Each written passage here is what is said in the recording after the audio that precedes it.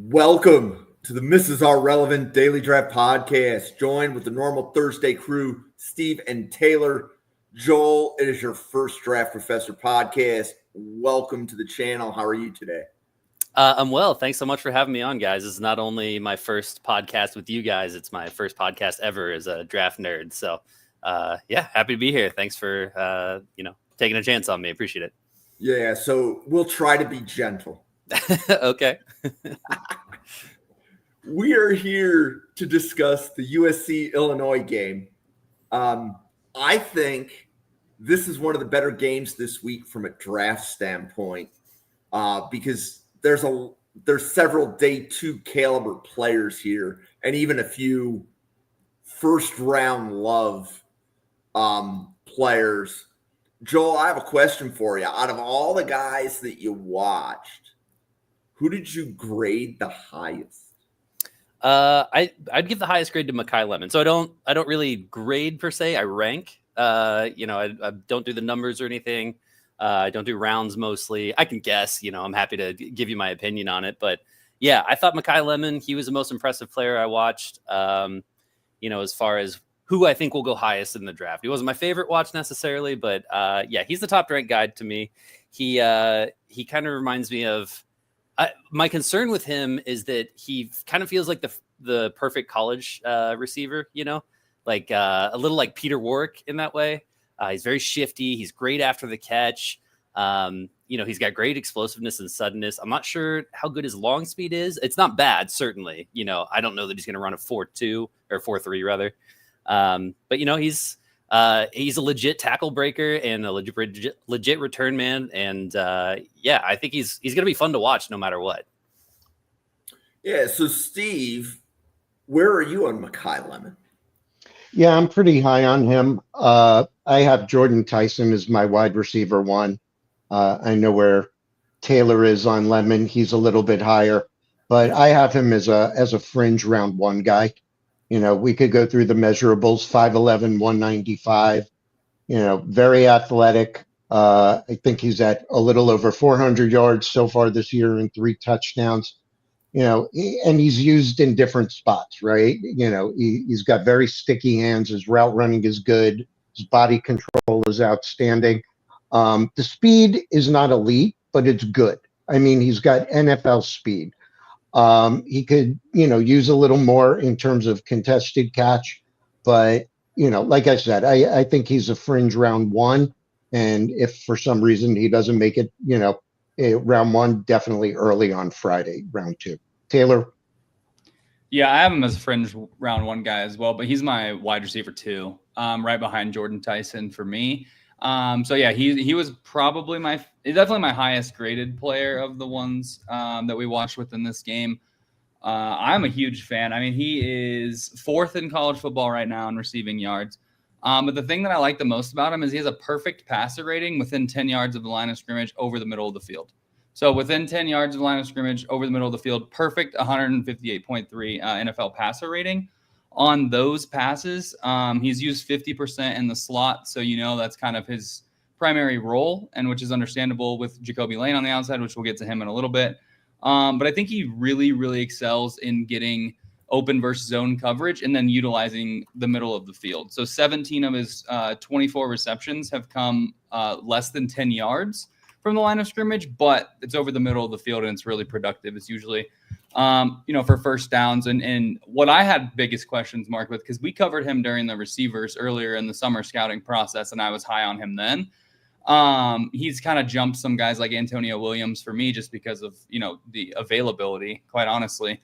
But with Lemon, I think the one thing coming into the year where I was like, I wrote it down as a negative, is like his yards after catch. I didn't think he was that good of a runner with the ball in his hands and excelling at turning 5-yard gains into 15, 20-yard gains. And this year, I mean, we're seeing that. I mean, he's one of the best in yards after catch so far this season. And I know we'll get to it when we talked about Jaden Mailava, but their competition has been really, really bad. This is like their first test, really, for the full year. So I'm excited to see it. But yeah, I love Makai Lemon. I think he's a really, really talented player. I actually have him, my comp is somewhere between Willie Snead and Monroe St. Brown. I don't know what, I mean, if you're getting Willie Snead, I mean, you're getting a good player, but I think he has the potential. I think he's more athletic, than a guy like Willie Snead. And that'll get him drafted quite a bit higher. Obviously, Willie Snead, I believe, was undrafted. So, but yeah, I'm a big fan of Makai Lemon. I think he models kind of both of those players. What do you think? Do you see any similarities between Lemon and, say, Tyler Lockett at all? Because that's a little bit what I think about when I see him. He's very savvy at separation. He's good at downfield ball tracking. I mean, the bottom line is the guy's a weapon with the ball in his hands, forces the missed tackles. Yeah, I think if I was to compare him to like a former, because when you think of like Tyler Lockett, you think of him being like an elite college wide receiver, right? But then he had a nice role for himself in Seattle. I think another guy that it kind of reminds me of more so is maybe like a Khalil Shakir a little bit, where he's working over the middle of the field. I know Jim will like that comparison a little bit, but I think Tyler Lockett was a little bit better like down the field, getting some deep balls. I think with, like I said, most of Makai Lemon's usage is within 10 yards of the line of scrimmage. I think Tyler Lockett's was a little bit better in terms of the deep ball. But yeah, I can see what you're saying. Like in terms of like getting open against zone coverage, I think that's a pretty good comparison, because I think that's what Lemon's best strength is. I mean, aside from, he can route you up one-on-one and he'll get 4, 5, 6 yards of separation like he did on the touchdown this last week. So it just depends. that was like a 40-yarder, I think, and on a jet sweep he scored too. Yeah, he did against Michigan State. He's a rushing touchdown. Yeah, that's why I think the similarities to like Amon-Ra St. Brown come in because of how they use him. Right, they're able to give him little handoffs on jet sweeps. They're able to use him in big downs and distances to get first downs. They're able to use him over the middle of the field where it's not as easy for some quarterbacks to kind of have a trusted target over the middle. So. Yeah, I'm a big fan of Makai Lemon. Definitely. He's my wide receiver too. I think we talked about it in the Draft Professors group chat on Twitter, and I can't find it for some reason. But the size of round one wide receivers is going down over the last 5 years. I think we talked about bigger, like 6'3". That's kind of what you used to think about first round receivers. But now it's dropped off a little bit, and you're able to have those 5'11", 6 foot guys going. We're going to see that because that's about where Jordan Tyson's at. It's about where Makai Lemon is, Antonio Williams, KC Concept. Like there's a lot of receivers that are in that mold. This class, I think my favorite flavor besides Jordan Tyson is Makai Lemon. Yeah. So Joel, you said Lemon was your highest, but you said you had a favorite. Oh, my favorite? Okay, my favorite was not on the list that you sent me. It was actually Lake McCree, the tight end for USC. He kind of popped out when I was watching the receivers for USC, and I would every once in a while just be like, "Who's 87, man? He's downfield. He's making plays." I got a chance to go actually watch him, and he's only 250. He's not that big, but dude, he can block, like pass and run. He's won against the defensive end in a one-on-one, which is like that's the litmus test for a tight end, right? Like if you can do that, you're really useful in the NFL. I don't know that he's going to be able to do it against great NFL players, but if you can do it in college, that's the first step, right? I've seen him push defensive ends around the arc as a pass blocker, which is really handy as well. Loses very slow, wins sometimes, and he's got some suddenness to him. It's like he like flips his hips really hard. He can also like break down really quick, sink low into his route. I didn't get a chance to watch him go up for like contested catches or anything, but man, he's just a gamer, dude. I don't know where he is on draft boards. I haven't heard of this guy until now, but he's a guy that just he kept popping out every time I watched him, and I got to go watch him, and he was so fun. So yeah, he was my favorite to watch out of all these players on these teams. Yeah, so I'm looking him up now. So he's a redshirt senior. So Lake McCree, tight end, USC, redshirt senior, and this is definitely the first time that he has been mentioned on a Draft Professor podcast. I can assure you that. So, Joel, it's worth the price of admission. I hope so. Yeah, I'm probably not your typical draft nerd. I don't watch a lot of college football until February. Typically, I come at it specifically from an NFL angle. So I'm hoping that having some fresh eyes on these guys is something unique I can bring to the podcast here. But yeah, that guy popped for me and went back to watch it. I was like, man, this is fun. I could watch 2 more games of this guy, no problem. Yeah, so he's had 26 and 24 catches and 23 and 24. And he already has started this season with 9 catches. So, yeah, he's third in receiving on the team, right? Or maybe I looked that wrong. I'm not looking at the team receiving no worries. stats. But Steve or Taylor, did either of you get eyes on Lake McCree? I started getting more eyes on he's a sophomore, so we've got a couple of years on him. Walker Lyons, right? Go ahead. You're nodding, so take it over. I didn't want to be like Joel. Well, there's another tight end that's not even draft eligible. I love Walker Lyons. Go ahead, tell me more. No, go ahead. Yeah. No, I don't have my notes open on him. You want to talk about filling a role? I mean, that dude is got the running game looking, the best it's looked under Lincoln Riley since. He's been there, I think. You have Wayman Jordan right now, 7th in the nation in rushing yards. And if you watch the tape, a big reason why is Walker Lyons, right? He's the guy leading through those holes, and he's the guy moving, defenders, linebackers, safeties, whatever it is, he's moving guys out of the way. I believe, and I wrote this down off of an article that I read, but he was the highest graded run blocking tight end in 2024, and that on PFF, and that's as a true freshman. So he's a 4-star recruit, number 2 tight end in the class. He's 6'4", 245. He's got every, ounce of, want to in the blocking game. And I think he's really opened up the offense for Lincoln Riley. And especially for this, we know what Lemon and Lane are on the outside, with the receivers. And then we know Jaden Mayava is a good quarterback, but the running game has really made this offense explosive. And I'm excited to watch that continue. But yeah, Walker Lyons, man. And I'll have to look at, McCree a little bit more, but Walker Lyons is awesome. And then he's obviously not draft eligible, so we don't have to spend too much time on him, but yeah, big fan. We get to talk about him for a couple of more cycles, but yeah, his route tree is just so polished. He could do almost anything, line him up wherever, but moving on to the draft eligibles. So should we pick up, stay with the weapons, talk a little about Lane? Yeah, so I was going to then ask, so Joel, what did you think of Ja'Kobi Lane? He was a fun watch. The first game that I watched was Purdue, and I think it was on the first drive. He just has the most gorgeous double move where he sticks his foot in the ground. He's gone. Looks like, he's 6'4". He's got those long strides, so it doesn't look like he's moving that fast unless you compare him to the other players, and you see he's eating up tons of yards. So he does beautiful late hands, just the most aesthetic deep ball you've ever seen. It's gorgeous. And, he makes incredible catches. His concentration and ball skills are out of this world. He's 6'4", he's big. My concerns are I didn't see him break down and snap off routes very often. I don't know if that's something that, it's kind of hard to make a living without being able to do that in the NFL, but it's not unheard of. But yeah, he was a really fun watch. He's the late hands. It showed up a lot more than just that play. So, I think he would be a deep threat at the next level.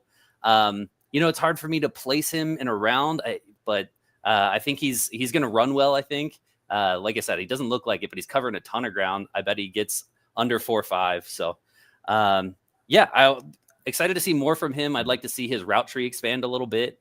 Not just as the overs and the goes and stuff, but he's made incredible catches, and it's, his highlight film is as good as anybody's.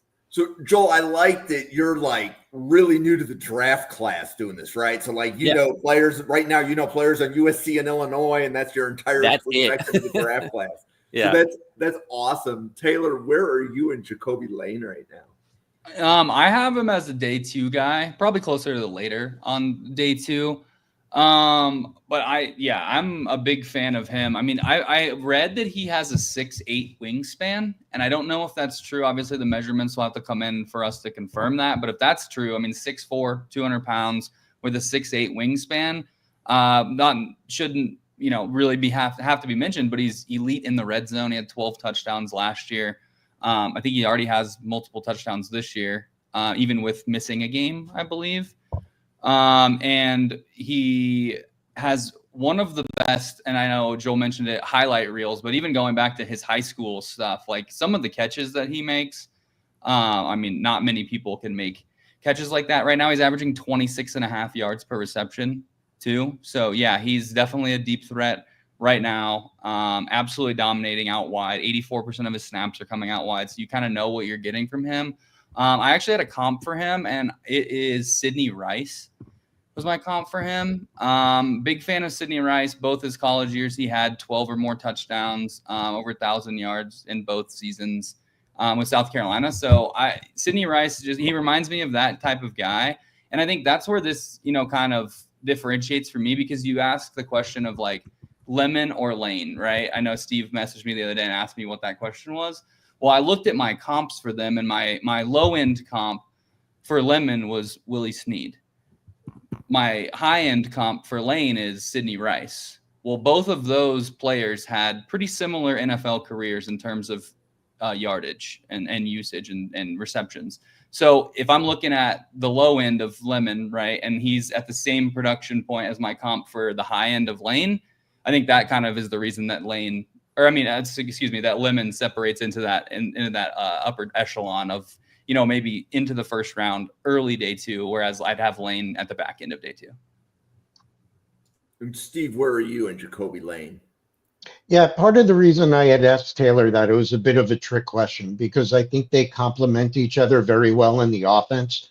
Lane is your red zone guy, and Lemon gets used a lot in the slot. Taylor nailed it. He only has 9 catches on the year, but it's 26.5 yards per catch. So low volume, high target. His body control is really good. The challenge is, and we may not get to see it this week because we know Illinois is pretty banged up in the secondary, is how he handles bigger physical receivers, right? So even though he's 6'4", right, and you've got corners that are rare to be, 6'1" and above, guys like your Derek Stingley's, your Sauce Gardner's, he struggles with, more of those physical guys. So be curious to see as the season goes on. The other thing is he does have another year of eligibility left.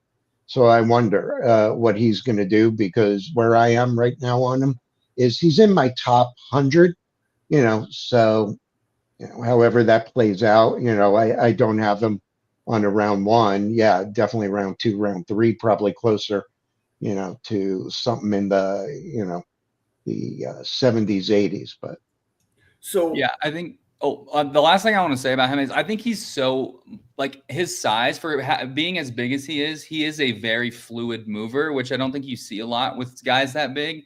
Whereas, like, I'm thinking, like, because he's like 26.5 yards per catch, like, you got to think he's just running straight down the field like he's Valdez Scantling or something like that. And that's not really his game. Like Joel talked about it, like the double move that he had. I have it written down from when I was doing the summer tape. I mean, he absolutely dominated Christian Gray from Notre Dame twice. He did it in the red zone. I mean, he completely moved him out of the way. He did another, like, a spin cut type thing in the red zone.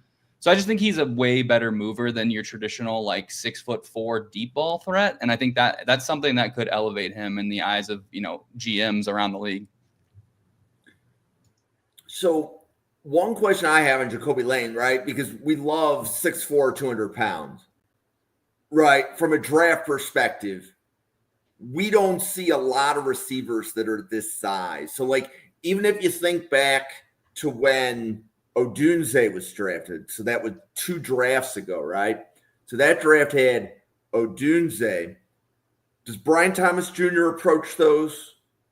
Like, he's like, is Brian Thomas Jr., would you say, is he a prototypical X, or is he more the Z in the slot?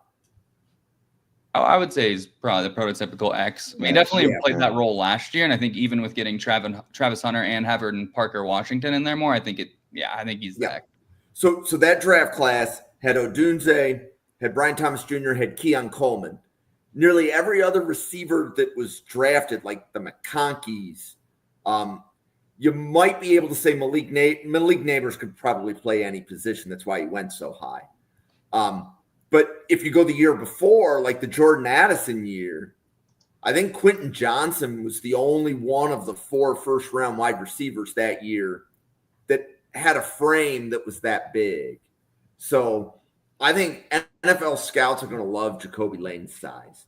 Yeah, and I think we've talked about this on several wide receiver podcasts. I think that's the biggest missing piece in this class, right? We talk about the top end talent at the wide receiver position, the Tysons, the Lemons, we talked about Antonio Williams, we talked about Concepcion. There's not a defined number one X like outside receiver in this class. Like, I mean, I think we saw like you might see some guys get propped up because of that. And Lane could be one of those guys that could take that role. I mean, I personally, I think Elijah Surratt is the best X receiver in this class. But I think he could, like Lane could take a leap into that tier if he continues kind of playing like this. Okay. And then why don't we stick with wide receivers? Because Illinois has a couple. Joel, what did you think of any of the Illinois wide receivers that you watched? I actually didn't get to any of the wide receivers, so I couldn't tell you anything about them. I did check out the tight end. Was it Tanner Arkin? Okay. Wasn't much there, to be honest. But I'm going to grade on a really hard scale because I'm coming from the NFL. I'm watching all the best players in the world, and then coming down to college, and I don't know if this happens for you guys, but every time I come from, I assume you guys are probably watching college film all year, so maybe it doesn't happen for you. But those first like 10 prospects I watch, I'm like, these guys aren't that good, man. Because there's just that huge leap. So I got to recalibrate my eyes. So this is a first for me, just doing the mid-season scout. But Tanner Arkin, unfortunately, I think he's more of a UDFA from what I'm seeing. I don't know where he's ranked, but seeing him try to break down and cut kind of moves like a battleship right now. It doesn't block well enough to make up for it. But I'll let you guys talk about the receivers. Well, I think Max Toscano had Arkin as one of the 8 best blocking tight ends in the class. Really? And I love Max. He's a fellow Bengals fan. Yes. We talk all the time, but I didn't see it. I only watched 2 games. Maybe there's more to it, but he has kind of a slender frame. He wasn't super aggressive. He wasn't below, he was a little bit hesitant when he came across the formation. He had a head of steam. So I didn't see what Max was seeing, but I trust his eyes. So Stephen Taylor, where are you on the Illinois wide receivers? I'll just chip in real quick on Arkin. He's a redshirt senior. He's definitely an inline tight end too for me. Joel, you hit it on the head. PFA for me, unless something changes and the receiving volume jumps. You want to trick USC, split them out in a wide 9, chip on the release. But the play action crossers, some of the slot routes. Moving, Taylor, you got anything on Arkin? No, I like the blocker. I mean, he's a top 20 blocker according to PFF in the nation amongst tight ends this year. And I think Max's comment was probably off of last year's film, right? And I thought Arkin was a really good blocker based on what I watched last year, but agree with everything Steve said. I mean, he's an inline guy. I would not have him higher than round 6-7 grade. I think that teams, because we've talked about this with Max and the evolution of the tight end, that tight end to that inline guy that's going to be blocking, not doing the receiving work, doing the dirty work. I could see Arkin having a role doing that in the NFL, but he's not going to be much usage or much. He's not going to be heavily used in the pass game. Okay, and then Taylor, do you want to go with the Illinois wide receivers? Did you have anything on either of them? Let me pull my notes. Yeah, so I'm gonna start with Hudson Clement because I think he's the worst of the bunch by a wide margin. And I think the reason for that is he's the usage, right? Like we talked about it the last time we covered Illinois. We talked about Justin Bowick, how he's the red zone target, how he's the 6'4" wide receiver that's going to get all the usage in the red zone. Well, Hudson Clement right now has 0 touchdowns this year, and he's the 6th highest graded wide receiver on his own team. So that's where I'll leave Hudson Clement, UDFA for sure. Justin Bowick didn't play the Indiana game, but he's supposed to return this week for USC. I think we talked about him last time. Again, he's got good size, speed, and agility at 6'4", 210. He has that chemistry with Altmyer that we talked about too. So he's kind of the guy that he looks for. And last week when he wasn't there, we obviously saw the score of that game. And then my favorite wide receiver is going to be Hank Beatty. or Beatty. I don't know how to pronounce it. Beatty. But he right now is 5th in the nation with 161 punt return yards. He's one of only like 15, 20 guys that have a punt return touchdown this year. And on top of that, he's getting quality receiving work. He's the highest graded Illinois Fighting Illini team member on offensive grade. So according to PFF. So I'm a big fan of him. He's small, obviously a little shifty, kind of slot wide receiver, returner, definitely. But, late day 3, I mean, teams are finding their special teams guys, and I could see him filling a role in special teams. Not only that, but he was a quarterback for a while back home in Illinois. Mm-hmm. So you never know with some of the gadget plays. He could come in on the flea flickers or whatever. Is this the next Julian Edelman? I think it's hard to say that because it's like I think the next Julian Edelman is I don't know. The next Julian Edelman is Jacoby Myers. Okay. I don't know who the next Jacoby Myers. But that's the hard part though, because Beatty made the switch in college. I don't think Edelman made the switch till he got to the pros, right? Jeremy Curley of the Jets. That for some reason rings, with me, and I have to go back and look. He may have played some quarterback, but that just popped into the brain. What's that? Kendall Hinton? That's a better one, yeah. Right. Yeah, so Steve, where are you on Hank Beatty? Yeah, I remember we talking about him a few weeks ago, and I keep repeating myself, it seems, week after week. I think these smaller guys that could find value in the return game, these are the guys that, the special teams coordinators are going to be sitting with the scouts as they go through, their pre-draft meetings or, whatever it is coming out of the Shrine Bowl, the Senior Bowl, the Combine. And, they add value, right? And Taylor hit the nail on the head earlier in the program when, he's talking that we don't have so many of these 6-foot+ guys, right? We've got your 5'9", your 5'8", your 5'10s. And they contribute. So, yeah, I agree with Taylor. Out of the 3 guys, Clement and Jabo, he's tops for me. Joel, did you have a chance to look at any of these guys? The Illini receivers? No, I did not. Yep. Okay. So, Joel, where do you want to take the player list next? Like, who'd you watch and like, and share with everybody what you thought? Let's go with the big boys, everybody's favorite. I don't know about you guys, but the trench play is always my favorite to evaluate. I think JC Davis probably the highest ranked guy in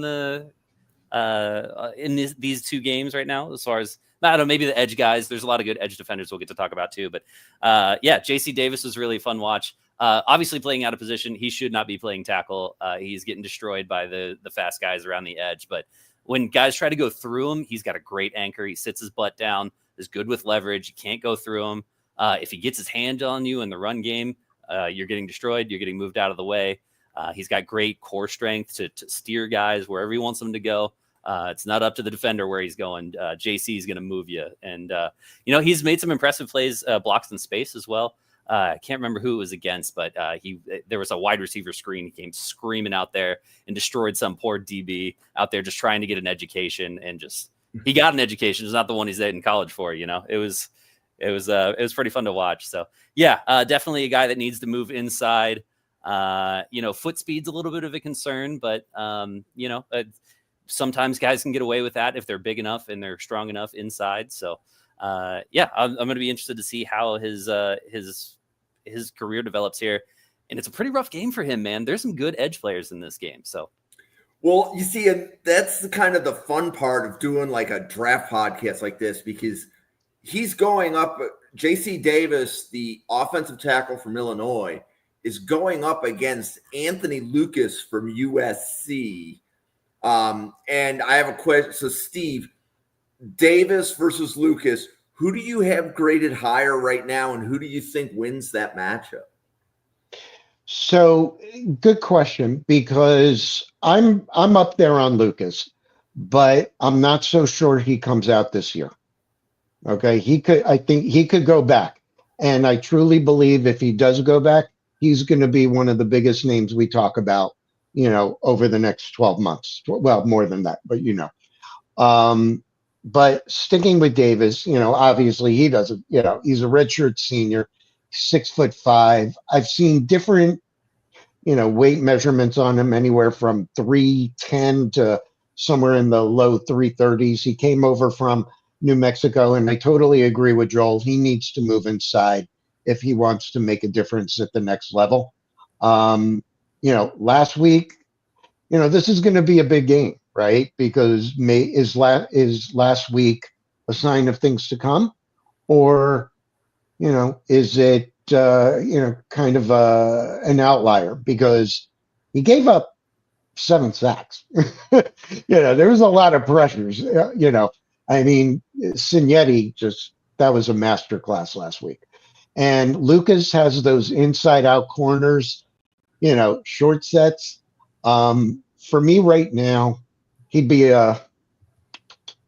without looking it up, he'd be probably a mid to late day 3 for me. And I think that's where I was when we brought him up the first time. It probably hasn't gotten any better after last week. But Taylor, what about you? No, I think, the first time we talked about JC Davis, right? I think I said I think he can stick at tackle. And that was before the Duke game. He can't. He got to play guard. And that was previewing the Duke Illinois game. And I was like, you know what? I'll see the benefit of I'll give him the benefit of the doubt. He can earn it. He can do it. He gave up 2 sacks in that. And then let me ask you this, Steve, because I know you're a big Vincent Anthony Jr. guy. Right? Isn't that the guy from Duke that you like? Yes. Okay. He gave up 2 sacks to Vincent Anthony. Do you think Vincent Anthony is a better player than Anthony Lucas? No. I don't either. And I think that's the problem. And I think I'll go back to the sacks thing because I for some reason didn't get the Illinois offensive tape in that game against Indiana. But the clips that I saw, it looked like to me that Tyreek Tucker was doing most of the damage up the middle. And Agreed. we'll get to Kreutz in a little bit. But I think that a lot of the sacks can be taken back to Luke Altmyer. I think he has I wrote this down because it was so absurd. He has a 30. When we get to him, I've got some notes on that too. I think you and I are starting to get into each other's heads, but yeah. He has a 34% pressure to sack ratio. It's the second worst in Power 4 for Altmyer. And yet his completion rate is 70%, and he has not yet thrown an interception. Not to veer off Davis, but he's 9th in the Big Ten in passing. Yeah, I and think he's about to face the quarterback who's first. Yeah, and I think the biggest reason I bring that up is because I think it's an overall offensive team issue right now with Illinois, more so than JC Davis, more so with Josh Kreutz or Altmyer. It's just overall, they were 1 for 10 on third down. They took 5 of the 7 sacks in the game on those third downs plays. How about this? They lost time of possession 40 minutes to 20 minutes. They were outrushed 312 to 2 rushing yards. It's just, you got to burn that tape of Indiana, and you just Feagin played, but the Laughery. other running back, he was out. Although he should play this week. 2 other points on Davis before we move on. He gave up 16 pressures last year and 9 penalties. Yep. Some things to clean up. Yep, I had it written down, a penalty in 9 of 13 games last year. Yeah. Before we go south on Davis, we should probably pivot to a different lineman to try to keep the positive on the reports. But Joel, I'm curious, what did you think of Anthony Lucas? Anthony Lucas. So I will say, I think his style is a good matchup for Davis, since if we're going to try to keep it positive for Davis, he's a power rusher. And before I go too far, I have a question for you guys. Do you think his listed weight is accurate? Does he look like 285 to you guys? That's a sincere question, because and I actually have him just below 280. Okay. Yeah, because I was like, I don't know if that looks like 285, and I've been wrong. And he's already put on 30 pounds going to USC. Has he really? Yeah, okay. yeah. But he's a very powerful player. I think I'd love to see him just get his hand in the dirt, get his butt in the air, and like get off the. I don't like how they use him. Like he's dropping into coverage a lot. He's in a 2-point stance a lot. When he moves inside to 3-tech, he's got that like squat stance, where his butt's down, his head's up, so he can kind of stack and shed, look for 2 gaps. But I didn't really get a chance to see him, in the traditional defensive end stance 4-3 and just like go get him. Where I think he'd be way better because he has a great power rush. He uses his length very well. He has powerful hands. And he performs well in that 3-tech position as well. So he's a good player. I think he's like I said, he's great in the stack and shed, best against the run right now. It's just like when they put him in that 2-point stance, his first movement is down rather than forward, which you kind of have to do. And it's killing his get off. So I'd like to see him in that more traditional stance and see what he could really do. And Joe, where were you on Anthony Lucas or Gabe Jacas from Illinois? Which one did you like more? I didn't watch Jacas, so Lucas okay. much better. Okay. I did notice that there was another player getting after it, but I didn't get to him. No problem. So yeah, Steve, and by the way, I misspoke. I wasn't thinking of Lucas when I said the 30 pounds. There's another guy I want to talk about when we get there, Devan Thompkins, but he wasn't on our list, but we could, or was he? I don't remember. No, I don't think he was. You talking about, is he a linebacker? Well, he's more, they use him as a defensive tackle, but he's light. I couldn't remember. They have a linebacker. He's light, 285. He's got a ways to go. Yeah. Anyway, sorry, Jim. Is Gentry the linebacker that you were talking about there? That's who I'm thinking of. Yep. Yeah, we can talk about Gentry. I think, this is one of the most, freakish body builds I've ever seen from a linebacker. He's 6'6", 220. He's Deuce Robinson playing middle linebacker. He literally is the same size as Deuce Robinson. He's playing middle linebacker. I just think you can see it in his arms. He has to put on weight, and he has to put on a lot of it.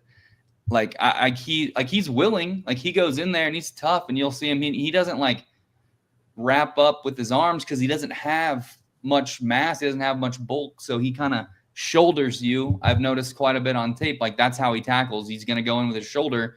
Cause again, 6'6", 225 pounds as a middle linebacker, it's tough to sustain, but the way that he moves and the way that he plays in zone coverage to me, are his most impressive, features. There was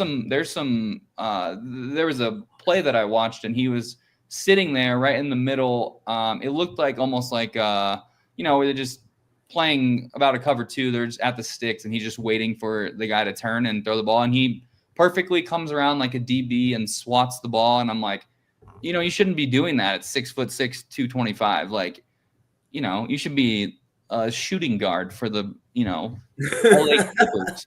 But no, I'm a big fan of him. I think good zone coverage, willing tackle. He's already forced 2 fumbles. And I think his size is just so unique. It'll be interesting to see kind of how he projects at the NFL level. Because again, he's not big enough. His upper body, he's just not big enough to play in the NFL. You think he's going to be able to tackle like a Derrick Henry? There's no way. Yeah. Yeah, but if they need to give him the nickname wherever he goes, the solar eclipse, because his wingspan is ridiculous. So yeah, the frame is kind of light, but you got the 6'6" height. You've got, whatever the number is on the wingspan, we'll learn more. And it's just the man could block out the sun.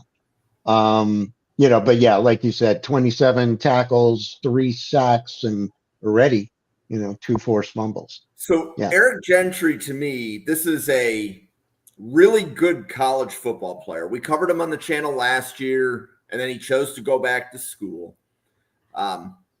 His floor in the NFL is he can be a special teamer, right? He's a really good athlete, so you can have him covering kicks. The question is, does he have a role in a defense? Because you don't really want him taking on blocks as a 6'5", 220-pound linebacker. Yeah, right? I think my thing with him is I think you almost have to treat him like an edge rusher that needs to put on weight. And you can already see it kind of in the way that I have wrote down his name, defensive coordinator D'Anton Lynn. I think he's in his second year at USC, and the way that they utilize, like, I mean, you'll see it in all of the Anthony Lucas highlights, anything you want, the stunts and twists that they use on the D-line. I mean, they'll move people around. They have people in gaps, but Eric Gentry already has 7 tackles for loss and 3 sacks this year. So, like, you can already see the flashes. It's like, wow, like there has to be a role for this guy. And it's almost like he plays almost all linebacker. So it's not like a, Jihad Campbell situation where he's bouncing back and forth and you're trying to evaluate, that. I mean, he's for the most part straight up playing linebacker. But I just think at that size, I mean, you got to find ways to get him to rush the passer. You got to find ways to put him on the edge in some matchups that you like. And I think at 6'6", I mean, he puts on 25 pounds. I mean, you're looking at 250 and you're like, oh, well, that's you use him on both sides, let him play tight end. I would say that's an elite edge rusher prospect, right? So I think that's where he can make an impact on an NFL team. It's like some specialty pass rush, almost like a Zach Bond, right? He spent his whole career as an edge rusher. It's almost the inverse of that, right? Or like you find a different role for him based on, how he needs. And that took a whole, contract in New Orleans to even pull that out of him. So I definitely think it's a long-term play if teams are going to want to take him, probably on day 3. Okay. So we're definitely bouncing around the player list. We can make this a free-for-all. Like, let's go. I mean, at this point, right, we're 40 minutes in and we still have a lot of players left to cover. Joel, who was another player that you watched that you enjoyed or you think has a draftable grade? Okay, well, Jim, you just saved my bacon in the chat here. Apparently, Jacas is pronounced Acas, so that's who you were talking about. Yeah, thank you. So I did watch him. It was a fun watch. A good edge rusher. I do think Lucas is better. I prefer him. I think he's got a little bit more burst. I think he's a little bit more refined with his hands. I think Acas is he has powerful hands, but he doesn't seem like he knows how to use them yet. He also has this, otherwise they're very similar players. Like they're both being stood up. They probably shouldn't be moved around a lot. They're both very good against the run, both power rushers, big guys for edge rushes, legit NFL size. And just Acas had this weird quirk where he would be really late off the ball sometimes. And it wasn't a physical problem because I saw great get-offs too. I mean, not great, good get-offs. But, you would pause, you would see the ball get snapped and then you would pause and 3 defensive linemen would be going and Acas would just be sitting there watching, So it's just like a weird quirk that I don't know if it's a coaching thing where I don't know why you would be coached to. I have no idea. I don't know. I'm open to theories, but he's just an animal. He's just an animal. He's a beast. He's feral. Just let him go, Yeah. Just let him go a quarter second quicker. That's all I'm asking, So I'm curious to hear your guys' thoughts on him. And I think the Acas versus Lucas comparison is fun because they are such similar players, at least in my eyes. So you'll hear this, Joel, 100 times because we did cover Illinois a few weeks ago before their Duke game. I think what's nice about Illinois when they play a meaningful game, we're taking last week out of the equation, that's the mulligan, is Jacas on the other side of him has Leon Laughery Jr., another guy that I like. He's not getting all the attention that Jacas does. So I think they make for a nice 1-2 punch. But again, I said it, in humor a minute ago, Jacas truthfully is a beast. You look at his 24 numbers of 74 tackles, right? 13 for a loss, 8 sacks. And I just had the numbers, he's probably going to surpass that this year because, he's already at 3.5 sacks and 2 forced fumbles. His inside counter is just filthy, absolutely filthy. He's got the long arm power.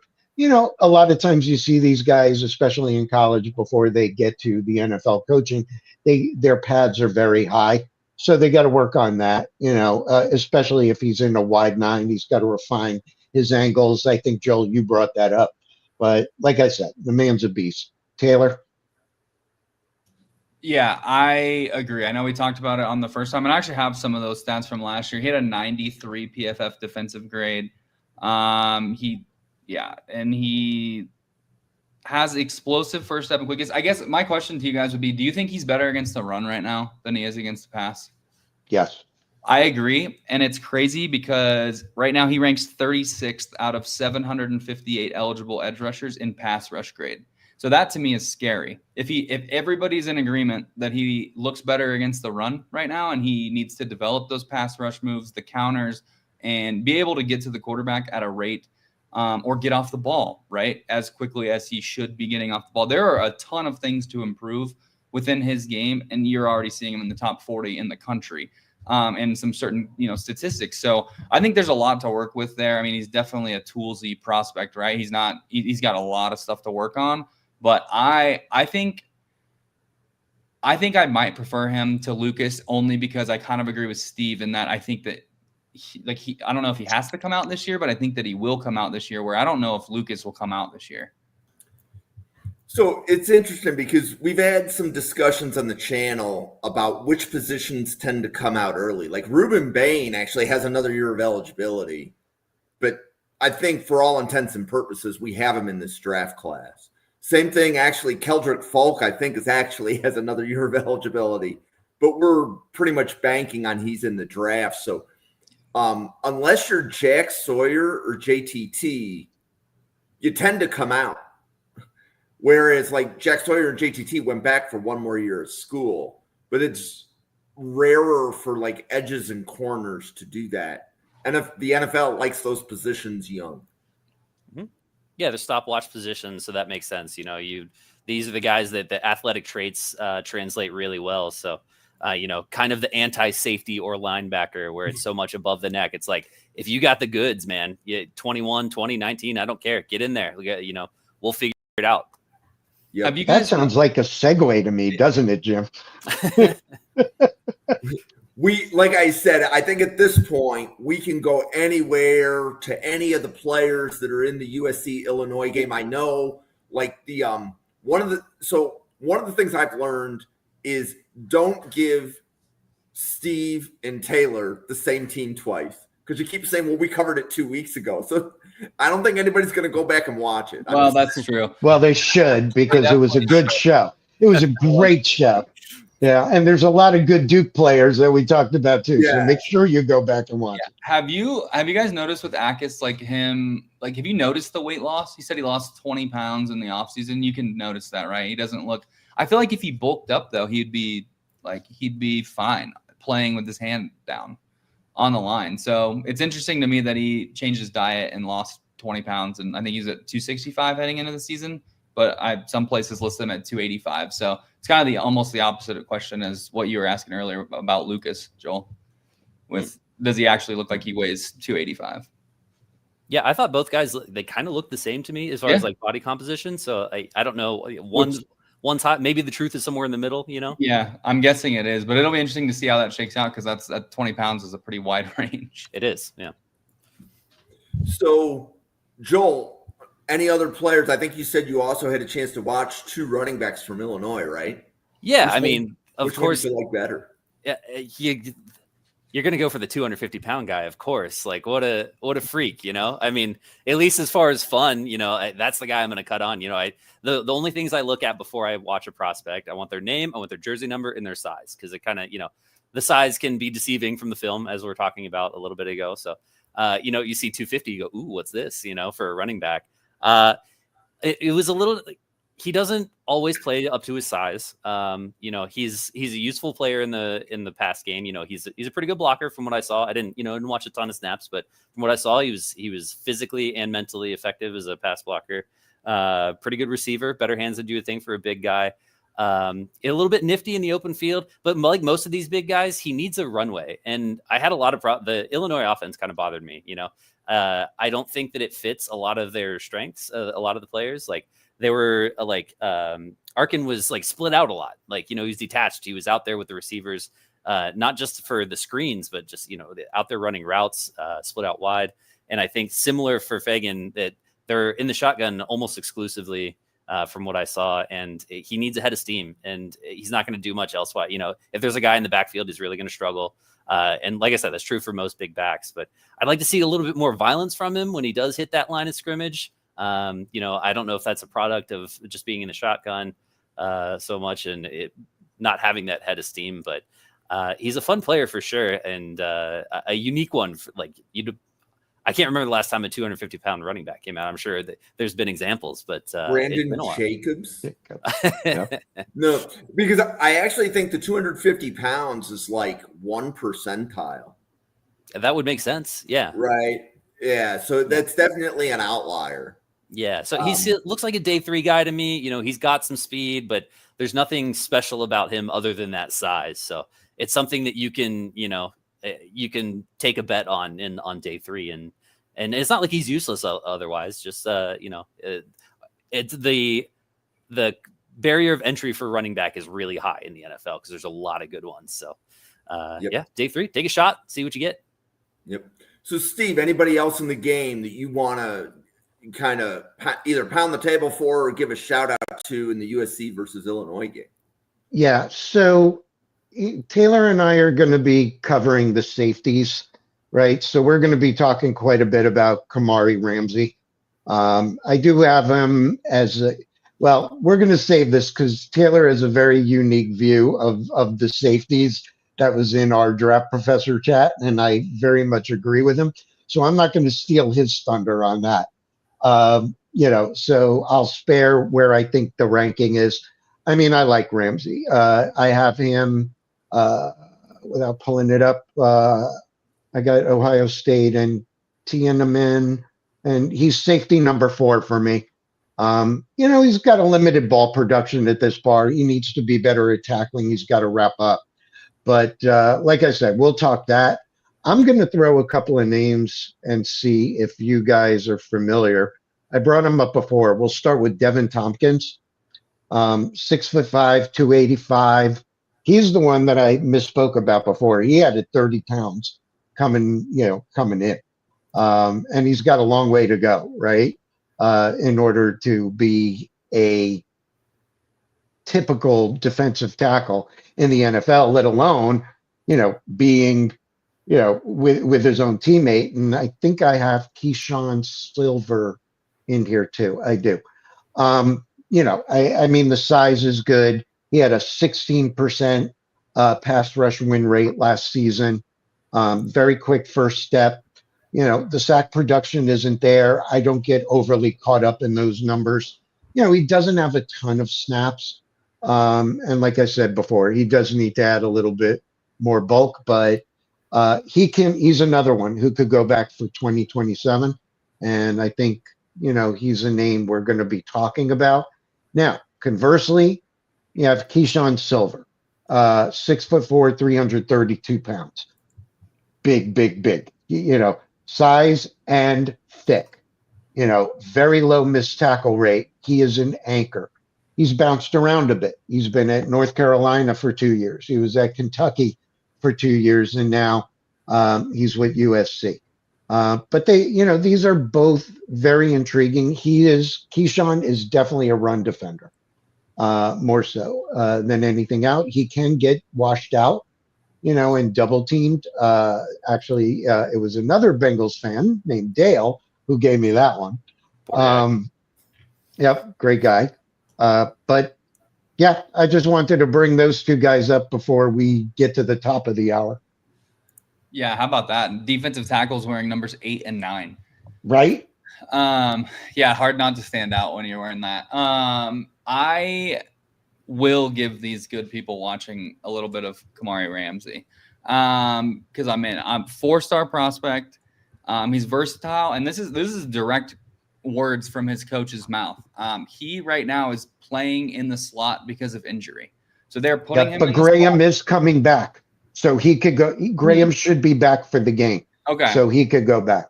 Well, I saw. Yeah, I was gonna say because the defensive coordinator said that he was going to play in. He's like, how can you move him out of the slot right now with all that's going on? So his versatility, the ability to play in the slot, the ability to play deep safety like that's gonna help him, I think, rise as well.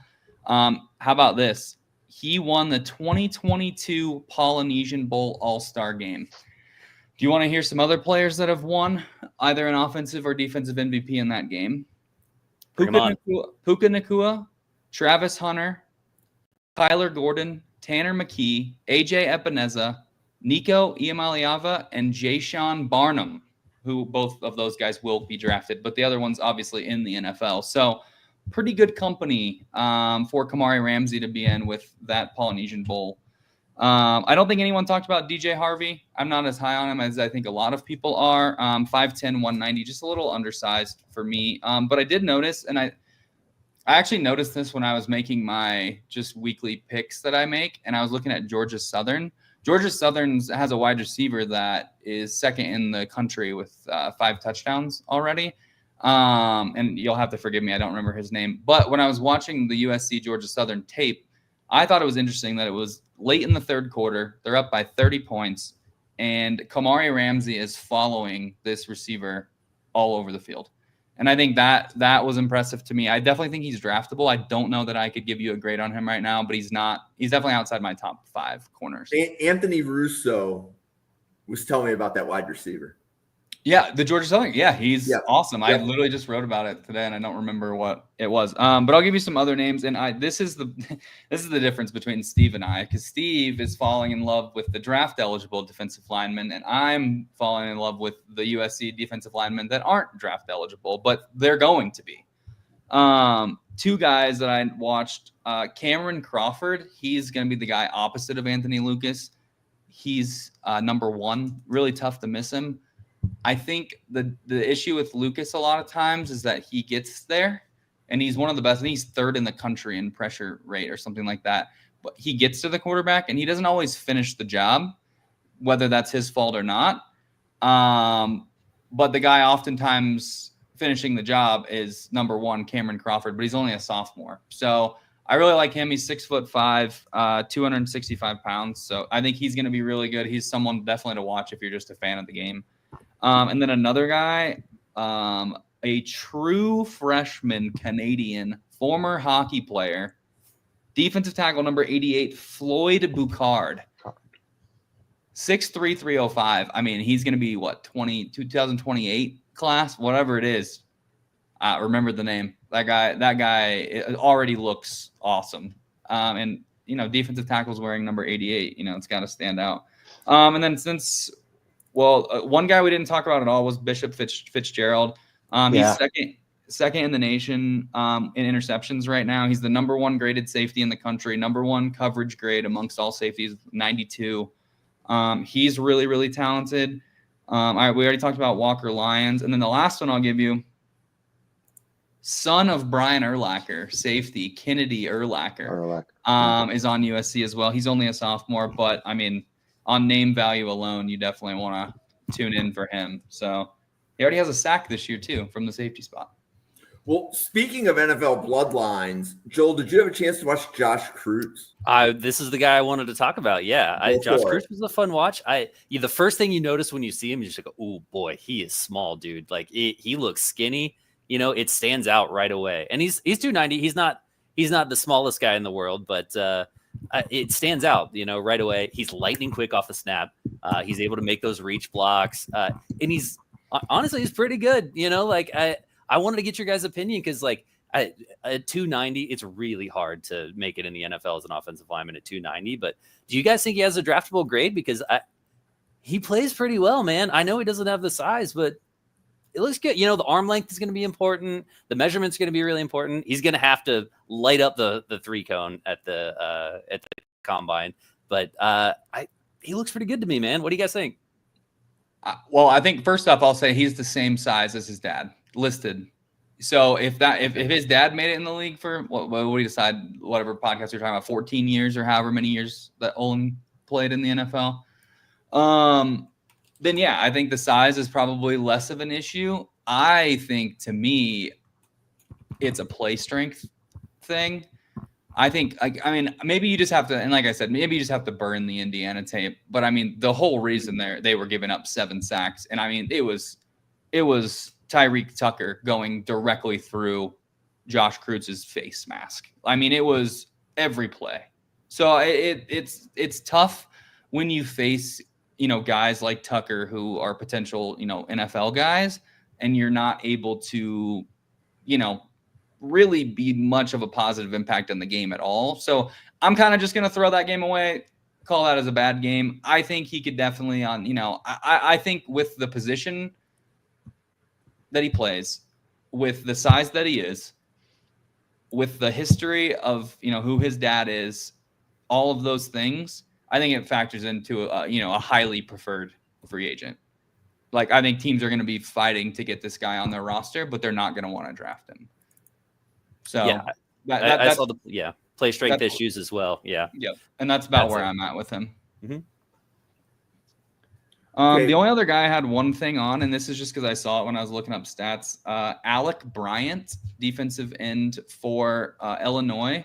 He 6'3", 250. Honestly, didn't get to look much into him. I just wrote down this stat because I was looking at some stuff. He's number 6 in the entire country in PFF run grade amongst edge rushers. So like I said, I don't know. I'll have to dig into the tape and see if he's, worth it. But, top 10 in the country in run grade. I think that's, Which player was that?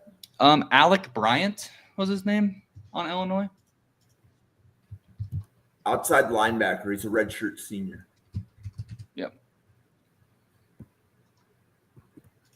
Okay. So he's highly ranked in the PFF run grade. So, but yeah, he's played in, 37 career games. So yeah, definitely have to go watch some tape on him. But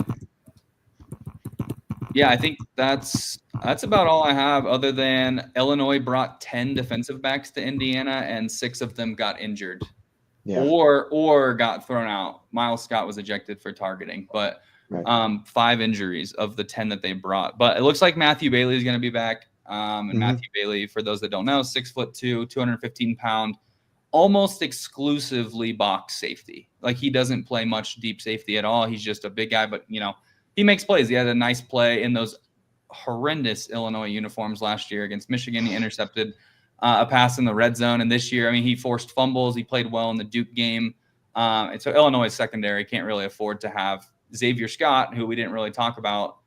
A lot of people have them as high as quarterback 1, especially within the draft professors. Like, there's a lot of, he's probably a top 5 corner for me as well. And so him being out, Miles Scott getting injected last week, like, he's another a draftable guy, right? We have him, I have him as like a round 6-7 grade. And then you look at Matthew Bailey, who I have a little bit higher than that. And if he was, he was injured as well. So the Illinois secondary is really taking a hit. And if Ja'Kobi Lane is back playing, and Lemon and Maiava, who we didn't really get to talk about, Jaden Maiava either.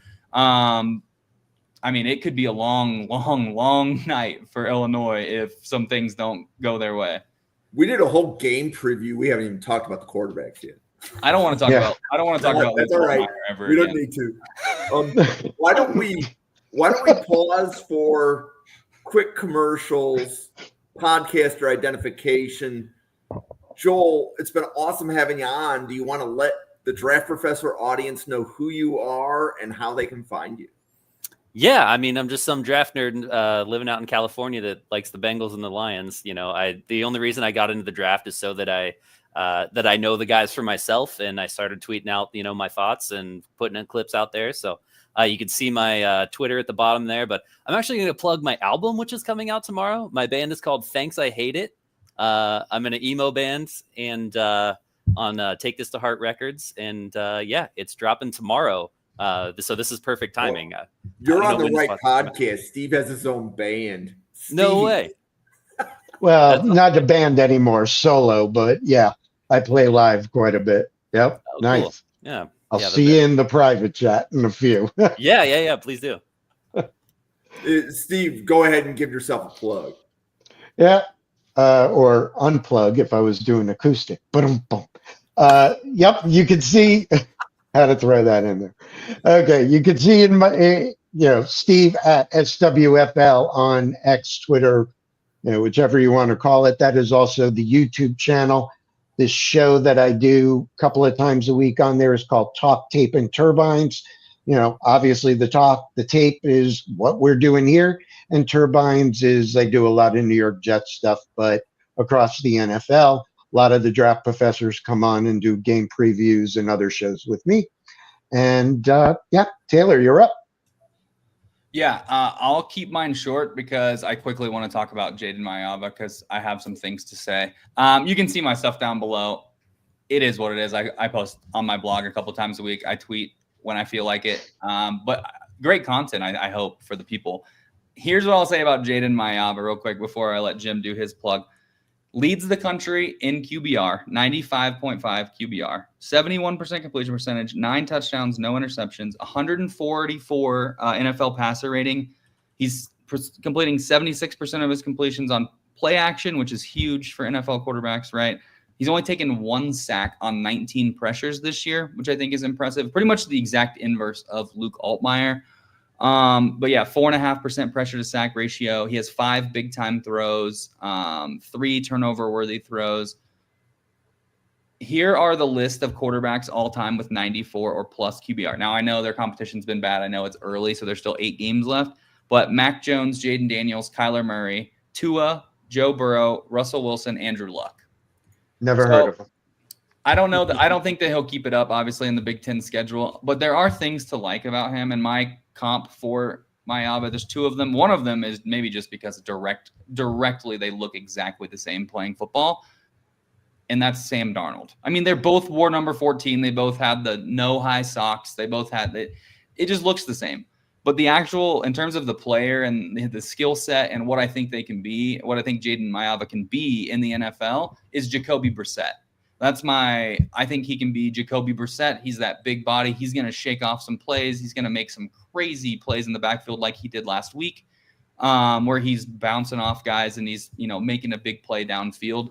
So I am a fan of Maiava, and I just wanted to give him his little moment here.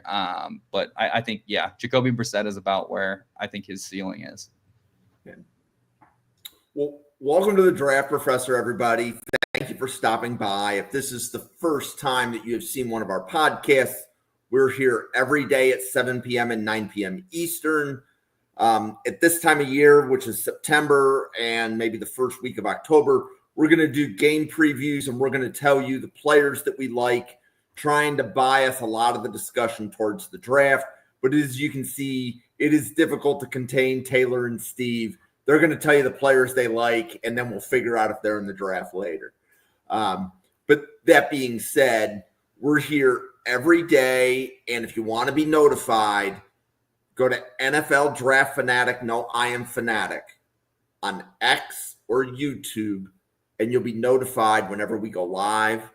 Starting in October, we're going to start breaking down the draft class. 8 players per podcast. So like Stephen Taylor will be breaking down safeties. There's another podcast for wide receivers, and there's 3 of them for defensive line, 2 of them for offensive line. You will see a retired NFL offensive lineman on this channel breaking down offensive linemen. He is, to the best of our knowledge, the only player to ever start games at right tackle, left guard, right guard, and center. And he will be on this podcast. So, and if you don't know who that is, I guess you just have to stay tuned and we'll tell you later. But that being said, for the 96 podcasters at the Draft Professor, for Steve, Taylor, special guest Joel, thank you so much for joining us. And we'll see you on a podcast again in about an hour. And that podcast has Bill Carroll on it. That will be a treat that you do not want to miss. So we'll see you soon, everybody.